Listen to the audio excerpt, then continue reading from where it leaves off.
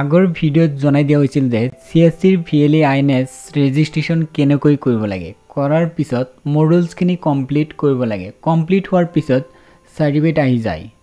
ইয়াতে চাওক login option আছে, লগইন হ'ম। ইয়াতে মই ক্লিক কৰিম। ক্লিক কৰাৰ পিছত ৰেজিষ্ট্ৰেশ্যন নম্বৰ আকৌ এণ্টাৰ কৰিম, তাৰপিছত মোবাইল নম্বৰ। যেতিয়া মই পে'মেণ্ট কৰিছিলোঁ 200 তেতিয়া ৰেজিষ্ট্ৰেশ্যন নম্বৰ আহিছিল। সেই ৰেজিষ্ট্ৰেশ্যন নম্বৰ এইটো বক্সত এণ্টাৰ কৰি মোবাইল নম্বৰ এণ্টাৰ কৰি ছাবমিট কৰিম।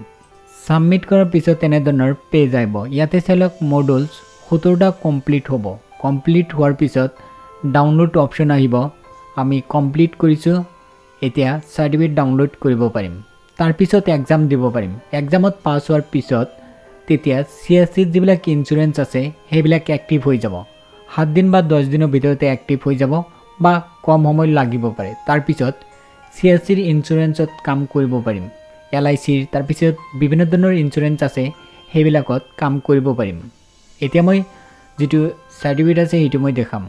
ইয়াতে চাই লওক, এইটো হ'ল ট্ৰেইনিং চাৰ্টিফিকেট কমপ্লিট কৰিছোঁ। ইয়াতে চাই লওক 15 ঘণ্টা কমপ্লিট হোৱাৰ পিছত এইটো চাৰ্টিফিকেট আহি যায়। ডাউনলোড কৰিব লাগিব, মানে যিটো কমপ্লিট কৰিছোঁ 15 ঘণ্টা সেইখিনি কমপ্লিট কৰাৰ পিছত আমি যিটো এক্সাম দিব পাৰিম। যিমান মডুলছ আছিল সেইখিনিৰ পৰা মানে প্ৰশ্নবিলাক আহিব।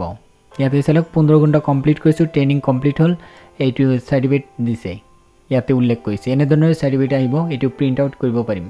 তাৰপিছত নেক্সট আমাৰ এক্সাম দিব লাগিব। নেক্সট যিটো প্ৰচেছ এক্সাম দিব লাগিব। এক্সাম পাছ হোৱাৰ পিছতে আমি CSCত যিমান ইঞ্চুৰেঞ্চ আছে সেইবিলাক কাম কৰিব পাৰিম।